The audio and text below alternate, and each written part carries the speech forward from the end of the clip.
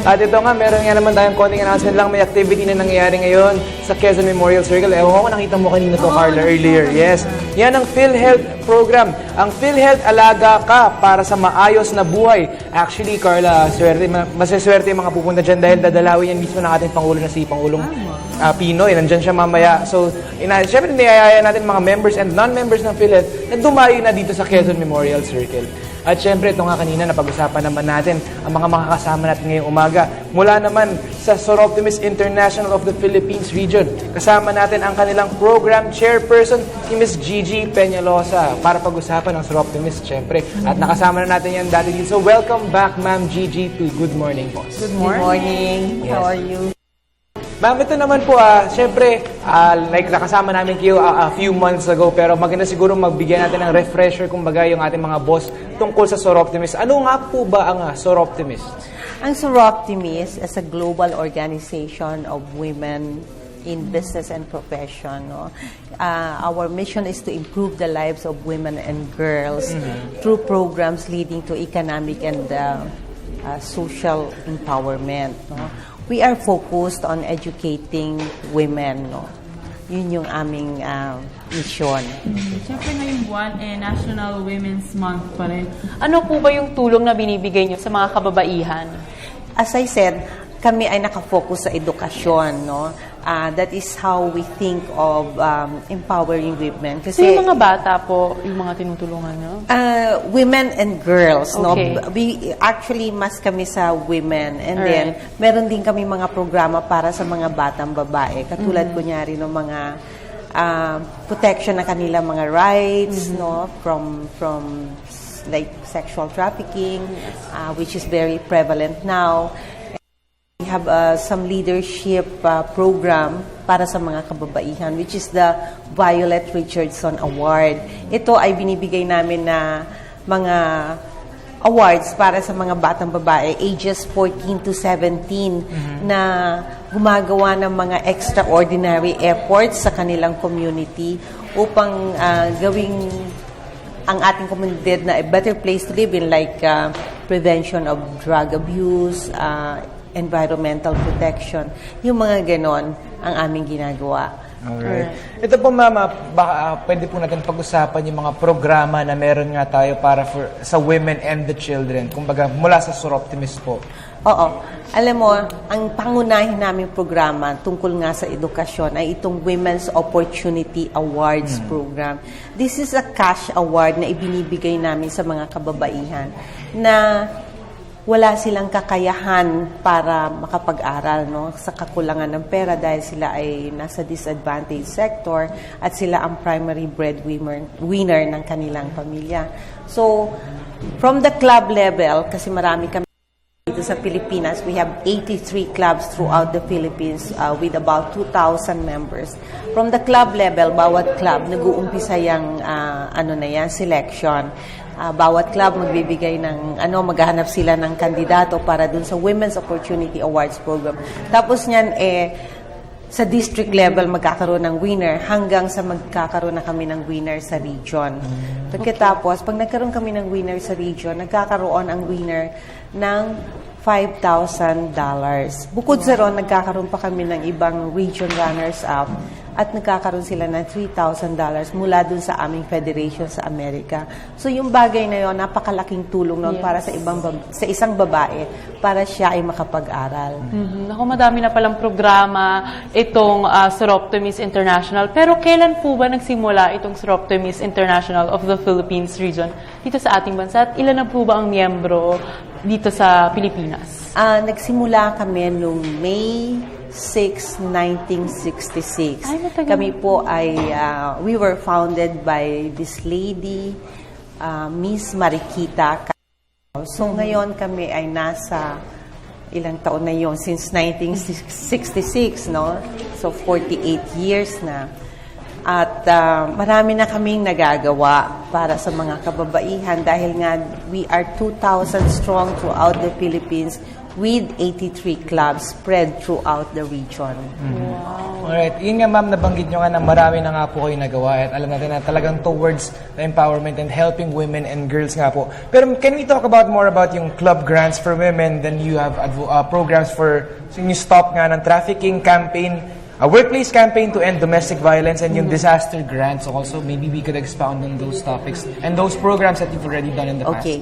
Yung sinasabi naming club grants, ito ay nanggagaling sa Amerika. As much as $10,000 ang isang club namin ay pwede makakuha upang magawa nila yung kanilang mga proyekto that are focused on improving the lives of women and girls. On the other hand, dito naman sa local, meron din kaming grants na ibinibigay ng aming headquarters. Now, recently marami tayo naging mga disasters, no? Nag-umpisa yan doon sa earthquake sa tapos nagkaroon tayo nung Typhoon Yolanda, no? So, maraming throughout the world ang nagbigay sa atin ng mga donations. Ganun din yung mga Soroptimists throughout the world. Maraming nagbigay sa atin. Ngunit, ang aming headquarters sa Amerika, pati na rin yung aming mother organization sa Great Britain, Soroptimist International, ay nagbibigay ng $20,000 na disaster grant. So, yung mga naapektuhan sa bandang Kalibo, kasi meron kaming club sa Kalibo na masyado silang naapektuhan, ano? Yung kanilang mga weaving ng mga piña cloth, nasira yung kanilang mga produkto at nasira din yung kanilang mga makina. So, nabigyan nyo ng $20,000 na grant. On the other hand, nakapagbigay din kami sa Iloilo kasi naapektuhan din sila ng Typhoon Yolanda. So, yun ganung mga klase binibigay namin. Disaster grant ang tawag doon. Tapos, sa Bohol, nakapagbigay din kami.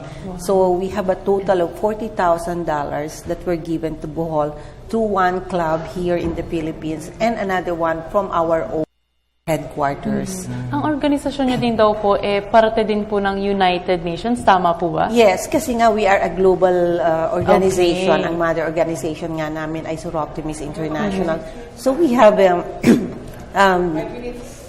general consultative status with the United Nations, meaning to say we are consulted on matters about women's rights, no, social and economic issues. As a matter of fact, kagagaling ko lang last week sa United Nations where I was a part of the delegation of Soroptimist. We were part of the conference of the Commission on the Status of Women. Ito ay isang committee na kasama ng Economic and Social Council ng United Nations. And it is a policy-making body that focuses on gender equality and empowerment of women. Alright. Ma'am, ito po, kumbaga, you were a delegate nga po dito sa nangyari nga po na Commission on the Women sa UN nga po. And syempre, iilan lang po ang mapalad na nagiging parte po nito. Maaari niyo po ba kaming makwentuhan sa inyong experience at syempre, mga napag-usapan po natin para nga po, mas ma-empower pa natin ang kababaihan? Alam mo, first time ko mag-attend, no, I was very lucky to be selected as part of this delegation. And it was a first-time experience for me. In my opinion, na lumaki yung perspective ko. Kasi, syempre, nandito kami sa Pilipinas, no? So, nakikita mo yung problema rito sa ating bayan. Pero pag nakita mo pala yung mga kasama mo na mga, let's say, for example, from Africa, the African women, the women of Afghanistan, nandun din sila, no? On a global perspective, makukumpara mo kung ano yung bayan mo at saka yung bayan nila. So generally, ang masasabi ko is talagang marami pa tayong dapat gawin, no? Kaya kami nando doon. Kasi meron tayong Millennium Development Goals na kailangan nating matapos by 2015. There are two priorities actually for women tungkol dyan sa Millennium Development Goals ng United Nations. One is the gender equality. And the other one is maternal health, international maternal health. Sa nakikita ko, siguro may konti tayong punto, no, sa kumpara sa mga ibang bayan, kasi tayo more or less may equality tayo rito sa ating bansa. Ngunit kung pupuntahan mo yung mga ibang bansa, sobrang api ng mga Yes. kababaihan. So, yun yung nakita ko na pagpunta ko doon sa United Nations. Kasi you get it on a bigger perspective. Naku, napakaganda niyan. Pero katulad ko po na isang babae, how can I join po ba your organization? And paano din po ba kayo naging parte ng organisasyon na ito? You're most welcome. We need the young women like you. Now, ako naman naimbitahan noon ng isang kaibigan ko, no? Well, nung una, sabi ko, hindi ko naman alam kung ito. Ngunit, kasi dumating na ako dun sa punto na tapos na ako magpaaral ng aking mga anak. So, I was looking for something that I'd like to do, something that is fulfilling, which is reaching out and giving back. So, nagustuhan ko itong mga programa ng Soroptimist dahil para nga sa mga kababaihan siya at tumutulong. Saka ang edukasyon ay aking parang personal priority and advocacy. So, Yes. Ma'am, siguro baka meron na lang tayo mga programa or events na people could join ngayong Women's Month nga po. At siguro message nyo na lang din po para sa lahat ng ating mga manonood ngayong umaga. oh yes, alam mo sa March 28, isi-celebrate namin yung Unsung Women Heroes Award namin. Ito ay nagbibigay ng awards para sa 10 babae. Sila ay mga ordinary women, no? But they are doing something extraordinary for their fellow women despite the scarcity of their own resources. So yan ay sa March 28 sa Teatrino sa Green Hills. Isi-celebrate namin itong mga 10 kababaihan na ito.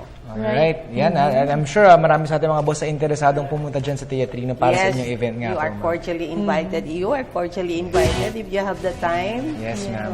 At syempre, yan, maraming salamat po sa inyong mga naipamahagi sa aming impormasyon ngayong umaga. That was Ms. Gigi V. Peñalosa, ang Program Chairperson ng Soroptimist International of the Philippines. Thank you po. Maraming Salamat din. Thank you so much.